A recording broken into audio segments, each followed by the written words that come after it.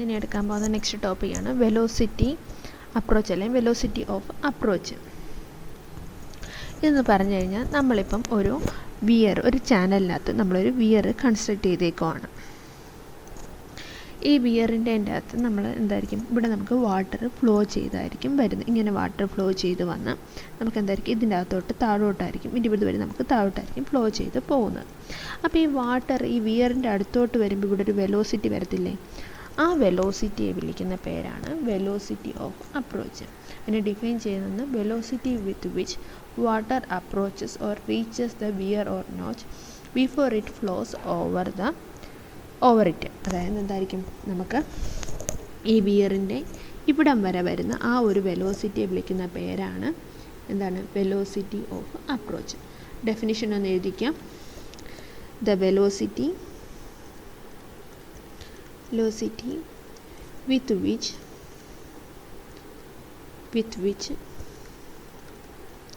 which the water approaches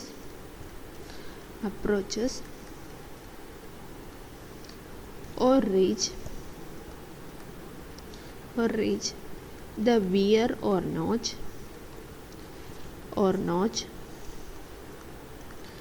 before it flows over it. It flows over it is called velocity of approach. Velocity of approach.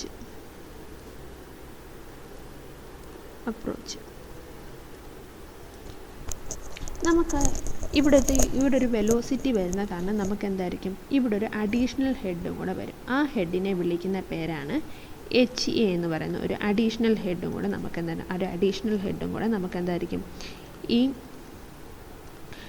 Velocity of approach കാരണം നമുക്ക് വരും. ആ വിയറിൻ്റെ അവിടെയായിട്ടൊക്കെ നമുക്ക് വാട്ടറിനകത്ത് വരും. Additional ഹെഡാണ്, അതിനെ HA എന്നായിരുന്നു നമ്മൾ ഡിനോട്ട് ചെയ്യുന്നത്. അതെന്ന് പറയുമ്പോൾ നമുക്ക് എന്താണ്, കണ്ടിന്യൂറ്റി ഇക്വേഷൻ നമുക്ക് വഴി VA² ഡിവൈഡ് ബൈ 2G എന്ന് പറഞ്ഞേക്കാം. ബെർണോളിസ് ഇക്വേഷൻ വഴി നമുക്ക് അഡീഷണൽ ഹെഡിനെ നമുക്ക് എന്തായിരിക്കാം, VA² ഡിവൈഡ് ബൈ 2G എന്ന്. അതായെന്ന് പറഞ്ഞു കഴിഞ്ഞാൽ നമുക്കിവിടെ വരുന്ന ഒരു ഡെപ്ത് ഉണ്ടല്ലോ, ഈ വിയറിൻ്റെ മുകളിൽ വരുന്നേക്കുന്നത് എന്ന് പറഞ്ഞാൽ എന്തൊക്കെയായിരിക്കും വരുന്നത്, നമ്മുടെ ആക്ച്വലുള്ള ഹെഡ് ഉണ്ടല്ലോ എച്ചും, പിന്നെ അതിൻ്റെ കൂടെ എന്തായിരിക്കും ഈ വെലോസിറ്റി കാരണം വരുന്ന ഒരു ഹെഡും കൂടെ കാണും, HAയും കൂടെ ആയിരിക്കും വരുന്നത്.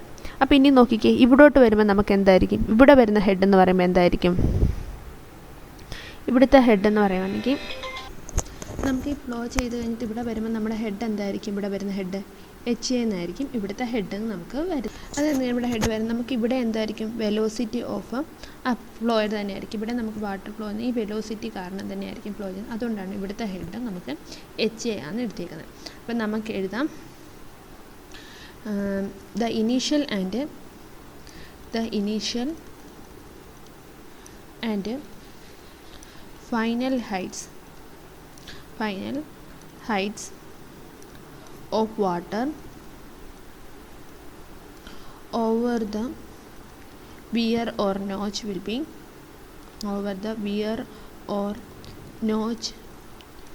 will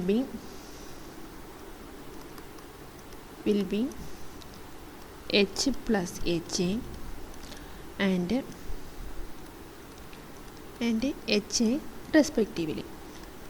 മനസ്സിലായായിരുന്നു എന്തുവാന്ന് പറഞ്ഞത്?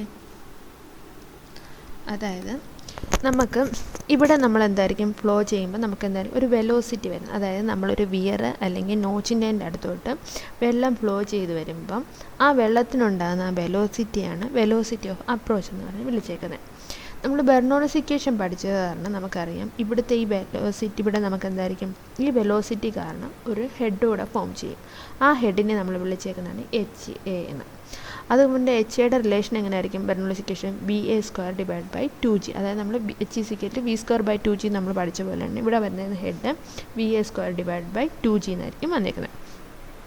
അപ്പം നമുക്ക് എന്തായിരിക്കും, അത് കഴിഞ്ഞിട്ട് നമ്മുടെ ഈ വാട്ടർ നമുക്ക് എന്തായിരിക്കും ഇതിൻ്റെ വിയറിൻ്റെ പുറത്തോട്ട് ഫ്ലോ ചെയ്യും. അപ്പോഴിവിടെ എന്തായിരിക്കും ഒരു വെലോസിറ്റി കാണും.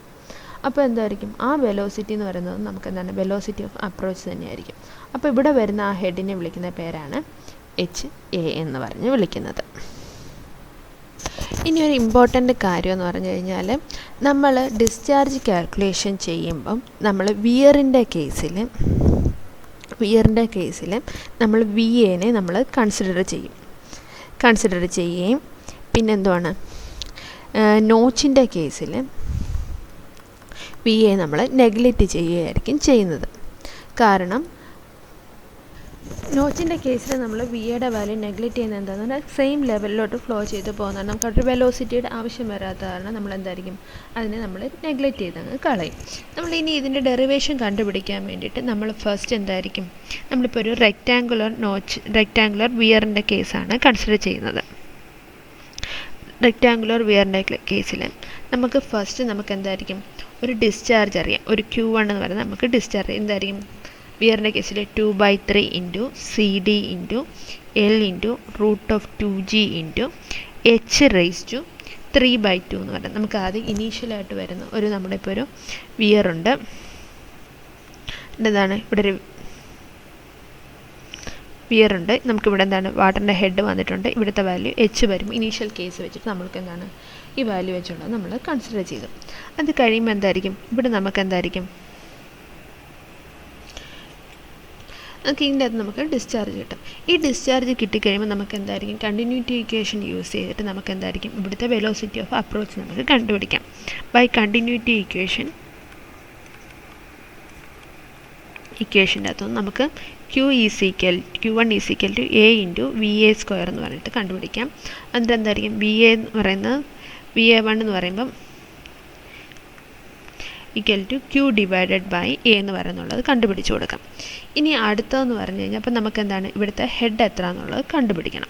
നമുക്കിനി ഇവിടെ നമുക്ക് വെലോസിറ്റിയുടെ ഓഫ് അപ്രോച്ചിൻ്റെ വാല്യൂ കിട്ടി. അപ്പം നമുക്ക് എന്താണ് ഹെഡിൻ്റെ വാല്യൂ നമുക്ക് കണ്ടുപിടിക്കണം.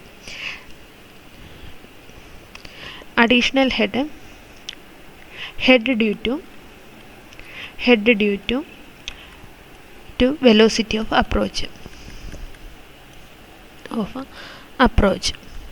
അപ്പോൾ അതിൻ്റെ ഇക്വേഷൻ എന്തായിരുന്നു, HA = VA² / 2G എന്ന് പറയുന്ന ഇക്വേഷൻ. അപ്പോൾ നമുക്ക് VAയുടെ വാല്യൂ അറിയാം. നമുക്ക് അത് വെച്ചിട്ട് നമുക്ക് എന്താണ് HAയുടെ വാല്യൂ കണ്ടുപിടിക്കാം.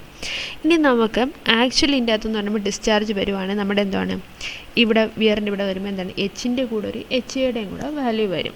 അപ്പം നമുക്ക് എന്തായിരിക്കും നമുക്ക് discharge over a rectangular weir എന്ന്